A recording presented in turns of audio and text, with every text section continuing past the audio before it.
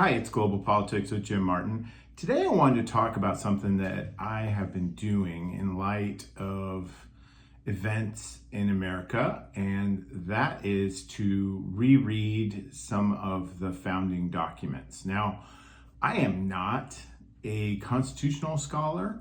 Take it for what it's worth. However, in reading through them again and making note of certain things that jump out at me, I think that these guys were pretty prescient. We all kind of know the basic history, but I'll repeat it here. After a period of protest against the rule of the British Crown over the 13 original colonies of the United States, some folks gathered together, representatives of the 13 colonies, and wrote this Declaration of Independence. Now, Thomas Jefferson is the primary author, however, other folks had some input. This is mostly a Jeffersonian document. I realize that in light of the values that we hold today, Thomas Jefferson may not have been the most perfect person. Most of the founders were at least involved or complicit or active in the system of slavery at the time. That said, judging people from a distance of years and the norms and values that they held at that time versus ours is often unwise. Sometimes those people were attempting to change things. Certainly the Constitution later became a more intense focal point of those discussions, which failed to address the original sin of the United States, but nonetheless, they set forth to create something that had never been done before. They based many of their philosophies on European philosophers like Locke and Voltaire and British common law, which at that time provided for some aspect of democracy within their system, but not within colonial possessions. So they wrote this brief declaration, which is a letter that they sent to King George, basically saying, hey buddy, back off, so to speak. The things that we hear that are popularly associated with it are things like the first couple of paragraphs. And in the second paragraph, it says, we hold these truths to be self-evident, that all men are created equal, that they are endowed by their creator with certain unalienable rights, among these life, liberty, and the pursuit of happiness. To secure these, governments are instituted among men, deriving their just powers from the consent of the governed. That jumps out at me simply because it is not how things were done prior to this. Governments were founded on monarchies, which derived their powers from allegedly God, in reality, by immense wealth that had been stolen from conquered peoples. Might makes right, with a bit of flower, pomp, and circumstance to make things look all fancy and formal and such. So that's a hallmark of the revolutionary thought that went into this. So after remonstrating the king for his lack of attention to their concerns, they present a sternly worded list of complaints. I think I'm paraphrasing Squidward there a little bit. What do we got here? There's several pieces that jump out at me. First, representation, that they wanted to, as citizens of England, and most of them were, that they would also have the rights of citizens to vote and run for office and things like this, which they were denied.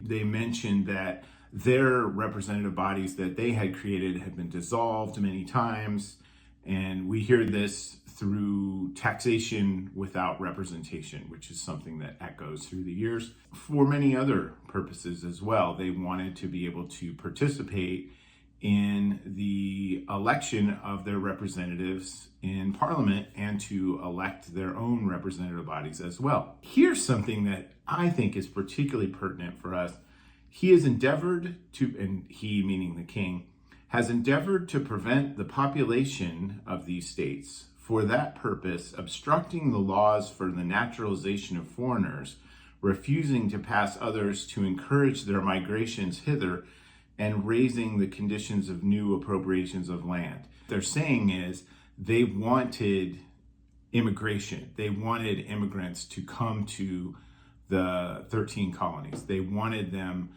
to come and participate and be a part of that economy. Here's another one. He has obstructed the administration of justice by refusing his assent to laws for establishing judiciary powers. And there are many things here. He has made judges dependent on his will alone for the tenure of their offices and the amount and payment of their salaries. These complaints here are about their legal system. And as we know today, our legal system is being criticized by the administration of Donald Trump, and that many in the Republican Party have complained about aspects of it as well. Whether or not that will result in a wholesale change, we don't know, but the ideas that are floated around, that are being socialized, involve creating an elected system of judges and to make them more dependent on the executive branch for their existence. Furthermore, there's been recent activity designed to cull the power of some of the federal courts from being able to stop the administration from doing various things. So they wanted to have an independent judiciary, and the King of England just said, no, we're not going to do that. Here's another one. He is kept among us in times of peace, standing armies without the consent of our legislatures. Interesting. He is affected to render the military independent and superior to the civil power. A core element of the United States is we have a military that is subject to the rule of law through the legislature, Congress, and the presidency. That is a core element, and that it is apolitical for quartering large bodies of armed troops among us. As we know right now in Los Angeles, President Trump has deployed National Guard against the will of the governor of California and has sent active duty Marines also to Los Angeles. Also were not requested by the governor. Typically, in cases of disaster and other sorts of things, the governor asks for the National Guard to be activated, and then the National Guard goes in. The president can give assent to that or support, but typically is not involved in that decision.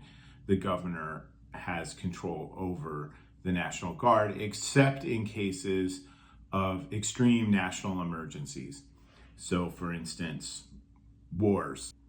For cutting off our trade with all parts of the world. Interesting. One might view the application of tariffs as being such a concern. For imposing taxes on us without our consent. We know this one. For depriving us, in many cases, the benefits of trial by jury. For transporting us beyond the seas to be tried for pretended offenses. Interesting. He is at this time transporting large armies of foreign mercenaries to complete the works of death, desolation, and tyranny, already begun with circumstances of cruelty and perfidy. Perfidy means lies, as I was told by Katrina. Scarcely paralleled in the most barbarous ages and totally unworthy of the head of a civilized nation. Nice. A few paragraphs, how they had really tried to work this out, but it's not going to work out, so we're done. A prince whose character is thus marked by every act which may define a tyrant is unfit to be the ruler of a free people. Nor have we been wanting in attentions to our British brethren. We warned them from time to time of attempts by their legislature to extend an unwarrantable jurisdiction over us. We have reminded them of the circumstances of our emigration and settlement here. We have appealed to their native justice and magnanimity, and we have conjured them by the ties of our common kindred to disavow these usurpations, which would inevitably interrupt our connections and correspondence. They too have been deaf to the voice of justice.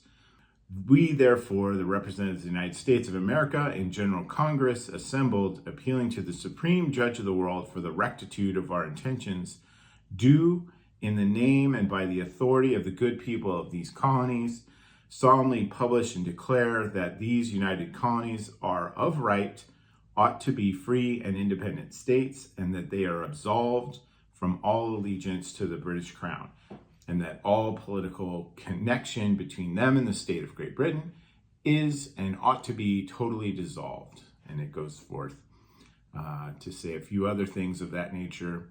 And for the support of this declaration, with a firm reliance on the protection of divine providence, we mutually pledge to each other and our lives, our fortunes, and our sacred honor. And then it's got the names of all the folks who signed it.